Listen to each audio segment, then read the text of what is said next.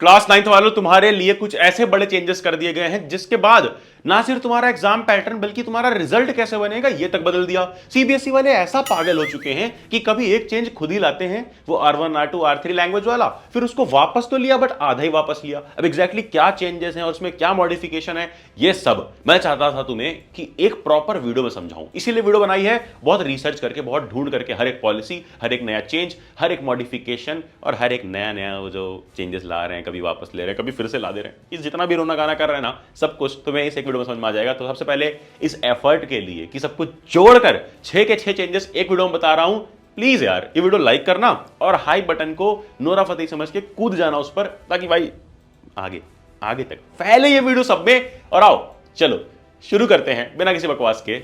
आ जाओ, पढ़ ले अक्षय के साथ, पढ़ ले सीनियर्स को भी सब्सक्राइब करो ताकि हम रहें 10th के साथ भी और 10th के बाद भी। क्या हाल पढ़ ले gang, Akshay VS back and back for you all. सबसे पहले तो तुम सबको मैं थैंक यू बोलना चाहूंगा, तुमने इतना सपोर्ट किया हमारी इस बुक को, TYQ मतलब दिस ईयर क्वेश्चन। और ये बुक ना भाई तुम्हारे लिए बहुत मेहनत से बनाई थी और उतना ही सपोर्ट तुमने किया। न्यू एनसीईआरटी पर बेस्ड है, सारे सब्जेक्ट इसमें, इसके बारे में आगे बात करेंगे, बट अभी ये थैंक यू बोल रहा हूं क्योंकि तुम्हारी सपोर्ट की वजह से अब ये बुक Amazon, फ्लिपकार्ट हर जगह अवेलेबल है। चलो सबसे पहले समझते हैं ये 3 लैंग्वेजेस वाला क्या सीन है भैया। ये जो R1 R2 R3 वाली बातचीत होती रहती है, इसमें क्या चेंज लाया गया है? अभी जून में ही ये चेंज लाया गया है। चलो सबसे बड़ी बात कि तुम्हें एटलीस्ट 2 भारतीय भाषा पढ़नी पड़ेगी, यानी 2 इंडियन लैंग्वेजेस। अब ये इंडियन लैंग्वेजेस क्या होती हैं, कौन सी लैंग्वेज को सीबीएसई इंडियन लैंग्वेज मानता है, ये भी समझते हैं। देखो सबसे पहले तो हमें समझना पड़ेगा कि भारतीय भाषा ये सारी हैं, मतलब हिंदी, संस्कृत, तमिल, तेलुगु, कन्नड़ा, मलयालम, मराठी, बंगाली, पंजाबी, गुजराती, उड़िया, असामीज, इन सब में से तुम्हें 2 लैंग्वेज पढ़नी ही पड़ेंगी। अब कौन सी नॉन इंडियन या नॉन नेटिव है, तो English, French, German, Arabic, Spanish. अब हुआ क्या था, कई सारे स्कूल्स में बच्चे दो नॉन नेटिव लैंग्वेजेस पढ़ रहे थे, मतलब इंग्लिश तो सब पढ़ रहे होते हैं, किसी ने फ्रेंच ले रखा था ऑप्शनल में, किसी ने जर्मन, किसी ने स्पेनिश, तो उनकी 2 लैंग्वेज हो गई बाहर वाली। अब लेकिन सीबीएसई ने बोल दिया कि भाई 2 लैंग्वेज ये वाली होनी चाहिए, तो उन बच्चों को क्या करना पड़ता ना कि उन्हें इसमें से कोई एक लैंग्वेज छोड़नी पड़ती, जैसे फ्रेंच या जर्मन, और इसमें से कोई एक लैंग्वेज उठानी पड़ती। अब यार अगर शुरू में बताते तो ठीक रहता, but mid of the session ये करना बहुत मुश्किल था। तो सीबीएसई वालों का आखिर बुद्धि खुली, उन्होंने मेंटोस खाई, दिमाग की बत्ती जलाई और उन्होंने अपने रूल को वापस ले लिया। तो उन्होंने नया क्या बोला, उन्होंने नया बोला कि सिचुएशन 1, तुम बताना तुम कौन से सिचुएशन में हो, ठीक है। 1 है हमारा राजू, 2 है हमारा श्याम और 3 है हमारा बाबू भैया।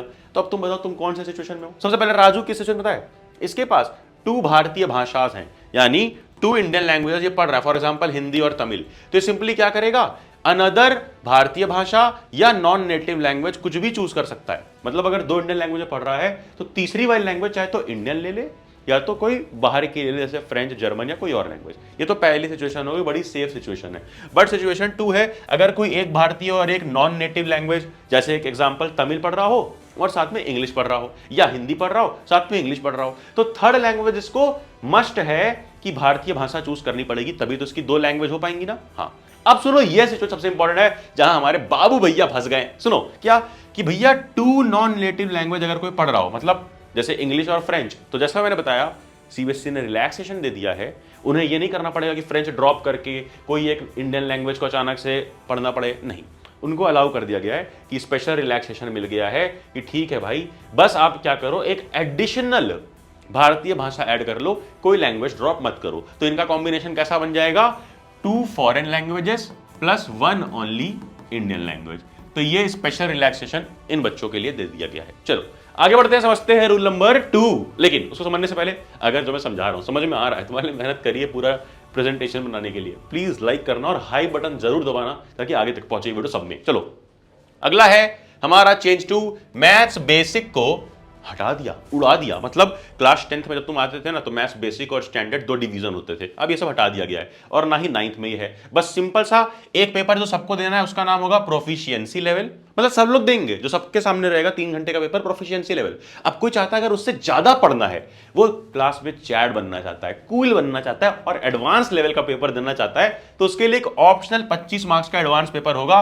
ये केवल 1 आवर का होगा और सिर्फ 2 सब्जेक्ट्स में है, मैथ्स और साइंस में, जिसका सिलेबस सीबीएसई की वेबसाइट पे है। अगर इसमें फेल वेल भी होता है तो कोई दिक्कत नहीं, ये बस एक ऑप्शनल सब्जेक्ट है, तो बिल्कुल रिस्क फ्री चीज है और बेनिफिट मिलेगा अगर तुम आगे चल करके नीट, या जेई जैसे पेपर्स टारगेट करते हो, अभी से बेसिक्स स्ट्रांग बन जाएंगे। चलो अब थर्ड चेंज और सबसे इंपॉर्टेंट चेंज मुझे लगता है न्यू, इस पर फोकस करो। न्यू क्वेश्चंस पैटर्न कि अब ना सीबीएसई देखो लाइन पढ़ो क्या है, moving away from direct text book reproduction all exam will now feature competency based question. अब डायरेक्ट टेक्स्ट बुक से नहीं होगा कि एक क्वेश्चन पूछा उसका आंसर ऊपर वाले पैराग्राफ में था जैसा क्लास 6, 7, 8 में होता था, बिल्कुल भी नहीं होगा। अब case study based question add है, सोर्स बेस्ड क्वेश्चन ऐड है, असर्शन रीजन क्वेश्चन ऐड है, रियल लाइफ सिनेरियोज वाले क्वेश्चन ऐड हैं, और यही सारे क्वेश्चन हैं तुम्हारे कॉम्पिटेंसी क्वेश्चन। सीबीएसई की वेबसाइट पे चलते हैं। सीबीएसई की वेबसाइट पे यहाँ देखो सिलेबस हमने खोला लेटेस्ट, जाओ मेन सब्जेक्ट्स पे और कोई भी सब्जेक्ट खोल लो। चलो क्लास 9 का देखना है, क्लास 9 पे मैथ्स खोल लेते हैं हम लोग, और देखो 26, 27 का ये सिलेबस है। सिलेबस के नीचे जब तुम आओगे तो पूरा सिलेबस देखने के बाद, पूरा सिलेबस पे चलते हैं नीचे, अरे आजा नीचे आजा, नीचे जाते जाओगे तो तुम्हें नीचे मिलेगा सिलेबस कंप्लीट हो जाने के बाद पेपर पैटर्न की पेपर आएगा कैसा, ये देखो क्वेश्चन पेपर डिजाइन। अब यहां बताया गया है एग्जैक्टली कॉम्पिटेंसी क्वेश्चन कैसे होंगे इस साल के।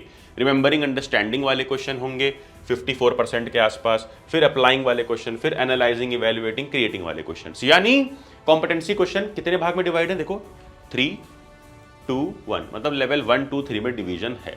अब तुम्हारे लिए इसीलिए मैंने हर क्वेश्चन जो हमने इस बुक में डाला है, हर एक क्वेश्चन तुम देखोगे हर क्वेश्चन के पास कॉम्पिटेंसी मीटर है, यानी लेवल 1, 2, 3 तीनों के क्वेश्चंस हैं, और चैप्टर वाइज कॉम्पिटेंसी क्वेश्चन है, वही real life questions, case based question, source based question, assertion reason, multiple column, subjective, हर टाइप के क्वेश्चन। और तो और सारे क्वेश्चंस के बगल में तुम्हें दिखेगा टिक और क्रॉस का बटन। ये क्यों है भैया, इससे तुम टिक क्रॉस करते चलोगे और उसके बाद जो तुम्हें स्कोर शीट मिलेगी, कहां मिलेगी भैया, अरे यार जब बुक खरीदोगे ना तो बुक नहीं है, ये एक प्रॉपर सिस्टम है, इसके पीछे निकलेगी ये शीट।